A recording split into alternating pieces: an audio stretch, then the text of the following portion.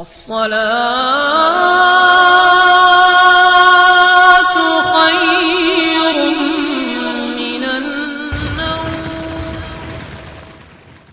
हजरत Junaid Baghdadi का नाम सुना नहीं? मैं भी रमजान से पहले इनके मज़ार शरीफ पे गया। बगदाद में है इनका मज़ार। मैं करबला शरीफ गया था, बगदाद गया था। तो हाँ, तवज्जो रखो हजरत, कोई बात नहीं।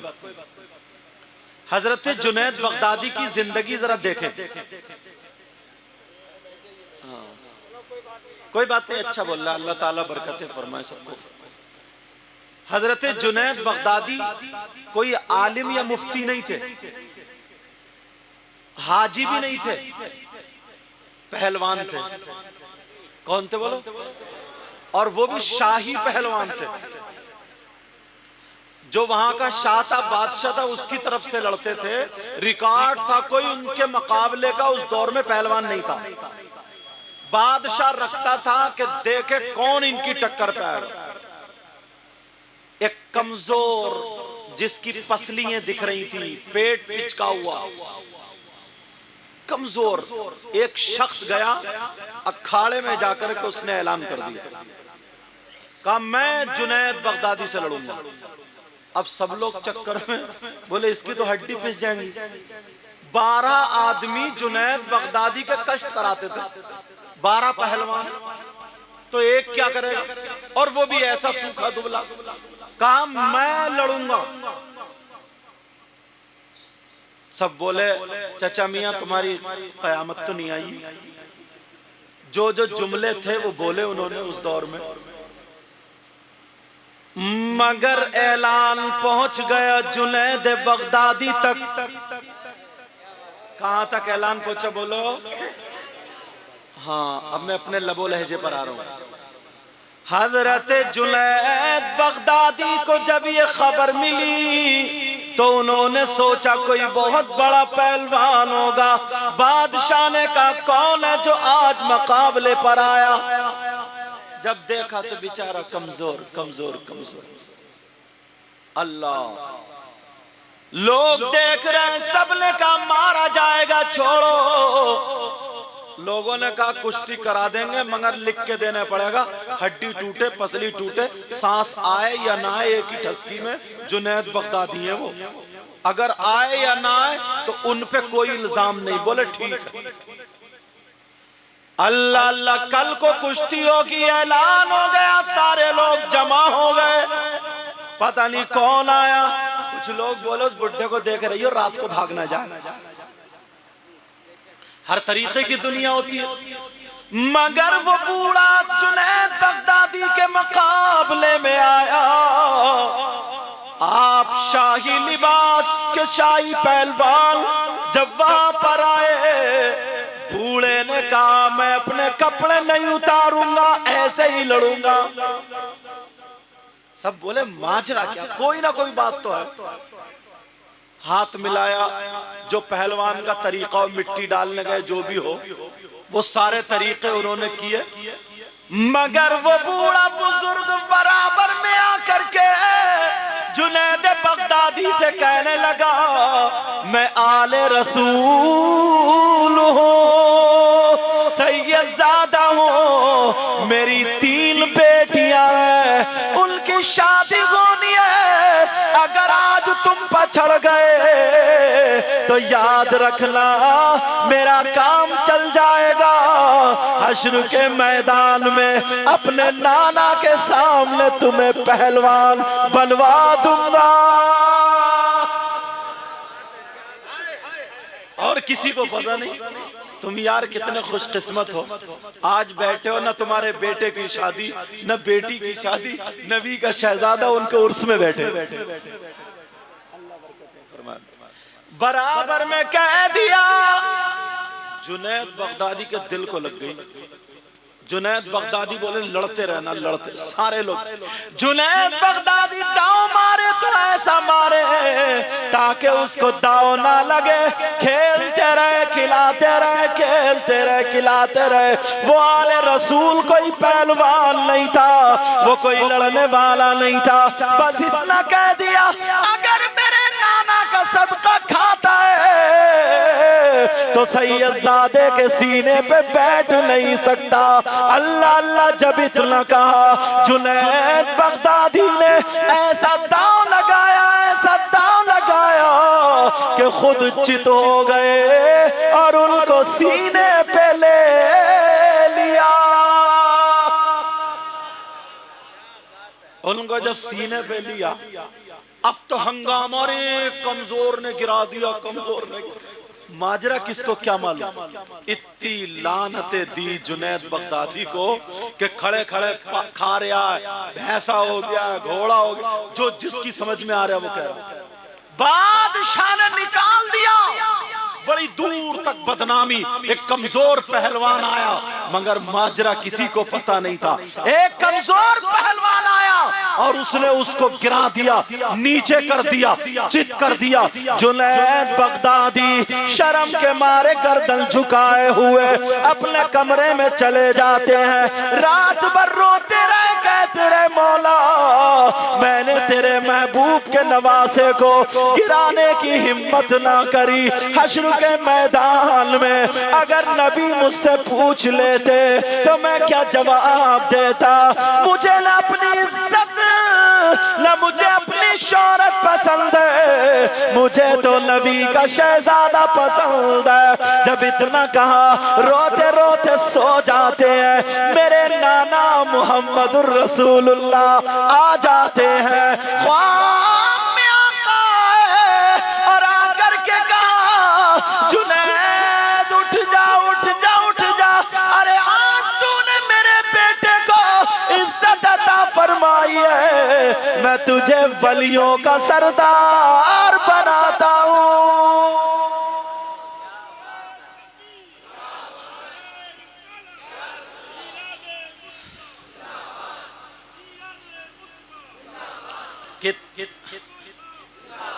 कितने लोग आते होंगे, अल्लाह कितने लोग आते होंगे यार।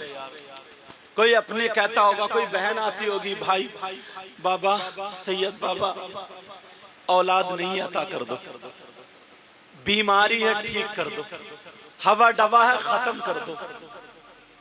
पूरी दुनिया के डॉक्टर जहां फेल हो जाए, हकीम फेल हो जाए, जहां पर किसी की दवा काम ना करे, हिकमत काम ना करे, अल्लाह वाले के दर की खाक चाट ले, बेड़ा पार हो जाता है। अल्लाह वाले के दर की खाक चाट ले, बेड़ा पार हो जाता है। अब जरा सुनो, मैं ऐसे ही तकरीर कर रहा था, एक आदमी के दिल को लग जाती है। अल्लाह अल्लाह जरा सुनो, उसको कैंसर था, वो भी गाल में कैंसर था। सुनने की बात है, तुम लोग बहुत अच्छा काम करते हो, अल्लाह वाले की बारगाह में ये प्रोग्राम करते हो। जरा सुनो, कैंसर था, उसकी बीबी भी परेशान, बस आने लगा। बुलंदशहर का रहने वाला था, जीवी पंत दिल्ली में उसने चेकअप कराए तो सब में ये आया, आखिरी स्टेज पर आ गया, अब ठीक होने वाला नहीं। मैंने ऐसे ही तकरीर की, मोबाइल में उसने सुन लिया। मैंने कहा, कुरान में हर चीज का बयान है, जो दो चीजों को पकड़े रहेगा, एक कुरान को, दूसरा नबी के बच्चों को, अहले बैत अतार को, वो कभी मायूस नहीं होगा, वो कभी गुमराह नहीं होगा। मेरा बयान चल रहा था, अल्लाह अल्लाह मोबाइल के जरिए फोन लगा दिया। कहा, मैंने कहा ठीक है, तुम्हारे सामने दोनों चीजें हैं, आने वाला अगला महीना मुहर्रम का है और कुरान सामने है। मैंने कहा, कुरान की आयत उठाओ, 28वां पारा निकालो, हुवल्लाहुल्लज़ी ला इलाहा इल्ला हु आलिमुल गैबि वश्शहादति हुवर रहमानुर रहीम, हुवल्लाहुल्लज़ी ला इलाहा इल्ला हु अल मलिकुल कुद्दूसुस सलाम अल मुमिनुल मुहैमिन अल अज़ीजुल जब्बारुल मुतकब्बिर सुब्हानल्लाहि अम्मा युश्रिकून। 128 मर्तबा इस आयत को पढ़ो। और सैयदों की दादी हजरत फातिमा कहती है अगर रात को कोई सूरह वाक़या पढ़ के कोई बहन मेरी बहन सुन ले, अगर रात को सूरह वाक़या पढ़ के कुरान सामने रख करके अगर दुआ मांगे तो उसकी दुआ ऐसी होगी जैसे फातिमा की दुआ अली के हक में होती है। उसकी बीबी पढ़ती जा रही है और 128 मरतबा या हुसैन अल मदद, या हुसैन अल मदद, या हुसैन अल मदद नबी के शहजादे का नाम लेती जा रही है। एक महीना गुजर गया, मुहर्रम का महीना आ गया, अब 21 तारीख है। 20 तारीख गुजरने के बाद 21वीं शब आई। रात के 3-4 बजे वो बीबी पढ़ रही थी, रो रो करके दुआएं कर रही थी, आंखों में आंसू थे, खुनूत की आ गई, सो जाती है, दीवार से टेक लगा ली। मगर सुनो, कुरान सामने रखा था, कुरान से हरी लाइट निकली, कुरान से हरी रोशनी निकली और निकलने के बाद उस लड़की के चेहरे पे आ गई।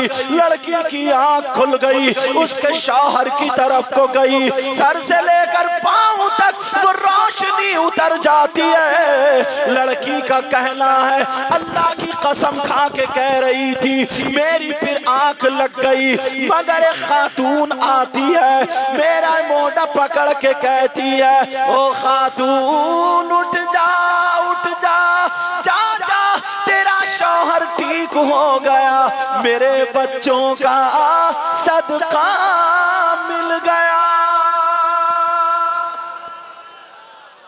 आँख खुली, कुरान खुला हुआ था, चूमा, शौहर पे जाके गिर गई, कहा मेरे सरताज तुम ठीक हो गए। ठीक हो? कहा कैसे?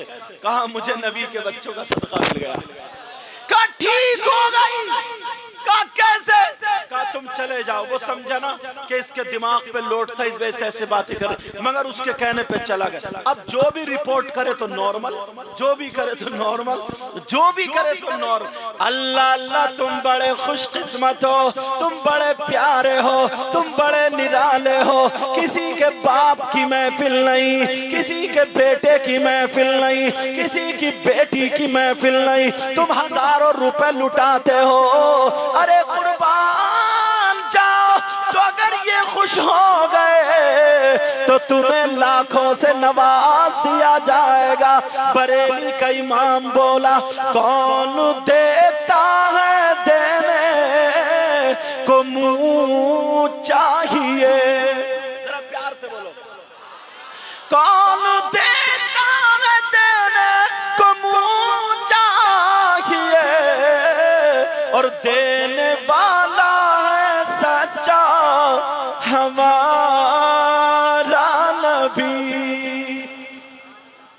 ये तो मेरा दिल आपकी तरफ से मोहब्बत में उमड़ आया तो मैंने ये जुमले बोल दिए, मगर मेरा मौजू भी अलग है।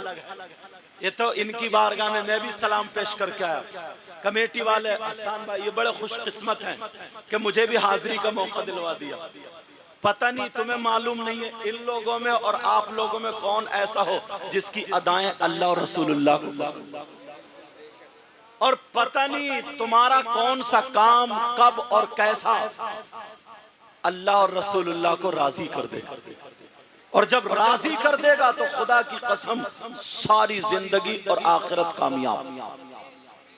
अब सुनो, आता हूं, जब अल्लाह वाले की बारगाह में आयो, एक शहजादे की बारगाह में आयो, गुनाहगार शहजादे से भी सुन लो। अब चाहता हूं इनकी बारगाह में ऐसा ऐसा पैगाम दूं, ऐसा ऐसा मैसेज दूं और तौबा करके उठ के जाएं। हम आए थे गुनाहगार और यहां से जाएं तो अपना दामन झाड़ के जाएं गुनाहों से। बोलो इंशाअल्लाह। सुनना चाह रहे हो? अब मेरे नबी की हदीस सुनो। कोई माई का लाल अगर इस हदीस को झुटला दे तो मुंह मांगा इनाम। जो भी बोलता हूं जिम्मेदारी से बोलता हूं। मेरे नबी ने फरमाया, सुनने की बात है ये, मेरे नाना की उम्मत तवज्जो, मेरे नाना की उम्मत में 3 तरीके के लोग ऐसे भी हैं। कैसे? अगर वो उर्स करे तो उनका उर्स कबूल नहीं होता, अगर वो जलसा करे तो उनका जलसा कबूल नहीं होता, अगर वो फातिहा दुरूद करे उनका वो कबूल नहीं होता, तकरीर करे कबूल नहीं, नात पढ़े कबूल नहीं, हत्ता के नमाज पढ़े तो नमाज भी कबूल नहीं, रोजा रखे तो रोजा भी कबूल नहीं, ज़कात दे तो ज़कात भी कबूल नहीं, हज करे तो हज भी कबूल नहीं, कोई भी इबादत करे कोई इबादत काबिल कबूल नहीं। कितने तरह के लोग हैं वो बोलो। मैं उन तीनों को खोलता हूं, हो सकता है हम में से कोई हो, अगर हम में से कोई हो तो आज ही तौबा कर लेना। मैं ये चाहता हूं कि तुम अगर इतना अच्छा उर्स करते हो तो जितनी भी कमियां, जितनी भी गलत चीजें वो एकदम निखर जाए। समझ में आ रही? नबी फरमाते सलासा, एकदम क्लियर करके बोलूंगा, तवज्जो रखना। नबी फरमाते सलासा ला यक़बलुल्लाहु अज़्ज़ा वजल सरफ़न वला अदला। अल्लाह कौन है जिसका नारा कबूल नहीं, जिसकी नात, चाहे वो मौलवी हो, आलिम हो, इमाम हो, तुम हो या मैं हो। 3 तरह के लोग ऐसे जिनकी कोई इबादत काबिल कबूल नहीं, चाहे वो मर्द हो या औरत। तवज्जो रखना, कैसा गुनाहगार आदमी अगर शराब पी ले, अल्लाह ना करे, अगर कोई शराब पी ले, शराब के नशे से बाहर आया, कपड़े भी पाक हैं, वुजू बनाया, मस्जिद में जाकर के शराइते नमाज पाए जा रहे हैं, मस्जिद में जाकर के नमाज पढ़े तो शरीयत के एतबार से उसकी नमाज हो जाएगी, उसे शराब का गुनाह मिलेगा मगर नमाज नहीं रुकेगी, नमाज हो जाएगी। ऐसे अगर कोई चोरी कर ले, अल्लाह ना करे, चोरी का गुनाह उसे मिलेगा, सजा मिलेगी, मगर कपड़े पाक साफ हैं,